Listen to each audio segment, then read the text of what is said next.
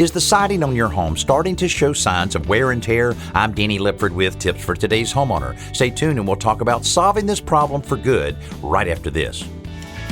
Here at Today's Homeowner, we strive to deliver the most trusted, practical information you need to keep your home looking and running great. That's why we want to hear from you through our listener survey. Whether you'd like to suggest a topic, have a segment idea, or want to let us know how we can improve, we want to hear from you.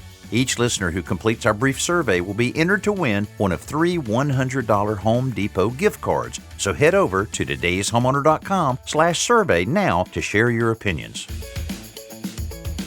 The hardboard siding that was commonly used on homes 20 to 30 years ago is very prone to water damage, so replacing it is a common chore. The first step is removing the rotten siding with a flat bar. Often you only need to replace the bottom few courses because these are the boards that get most of the water damage from rainwater splashing up from the ground. Driving nails all the way through that last good row with a nail set will free up the damaged row beneath it so that you can remove it. I always recommend fiber cement material to replace hardboard siding because it's easy to find in matching sizes and textures. And since it's made mostly of cement, it will never rot or decay like the hardboard. You just nail it up so the courses match the rest of the siding, and before long, you're ready to paint. I'm Danny Lipford with tips for today's homeowner.